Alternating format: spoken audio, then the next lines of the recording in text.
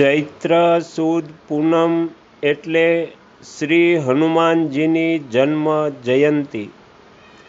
આ પાવન પર્વ પર આપણે શ્રી રામદૂત શ્રી હનુમાનજીને નમસ્કાર કરીએ।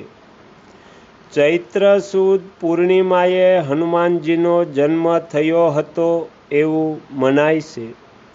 સુમેરુના વાનર રાજા કેસરી તેમજ ગૌતમ કન્યાના ગર્ભથી વાયુ દેવતાના અંશથી તે જન્મ્યા હતા। તેથી તે વાયુપુત્ર, પવનાત્મજ, મારુતિ જેવા નામોથી ઓળખાય છે। એ સંદર્ભમાં કેટલાક અભ્યાસીઓના મતે હનુમાન કૃષિ સંબંધી વર્ષાકાળમાં ઉત્પન્ન વાયુના અધિષ્ઠાતા દેવ હતા। તે વાયુપુત્ર વાદળોની જેમ યક્ષેશ સ્વરૂપ ધારણ કરનાર તેમજ વાયુની જેમ આકાશગામી છે। એક પુરાણ કથા એવી પણ છે કે હનુમાનજીનો જન્મ ભગવાન શિવના તેજથી થયો હતો।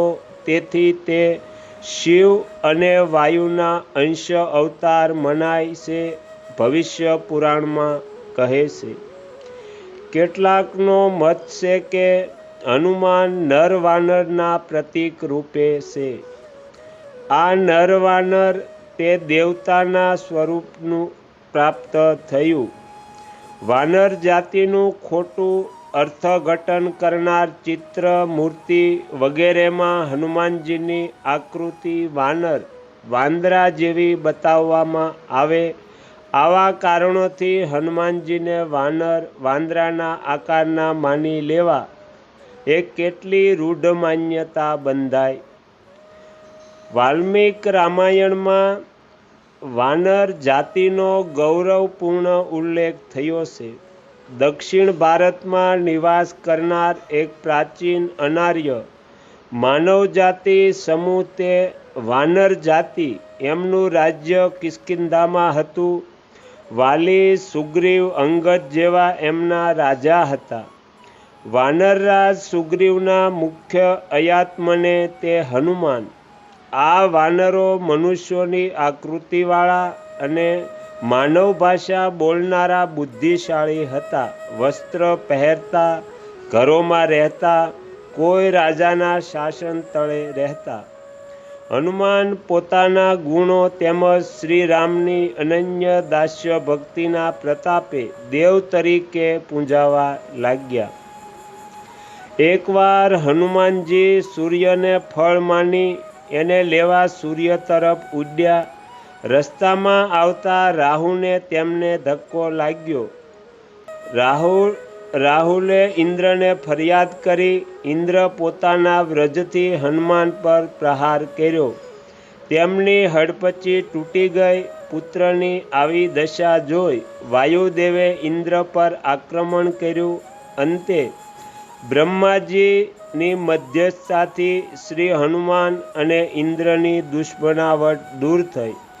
ઇન્દ્રાદિ દેવતાઓ હનુમાનજીને જાત જાતના આશીર્વાદ આપીને શસ્ત્રો પ્રદાન કર્યા।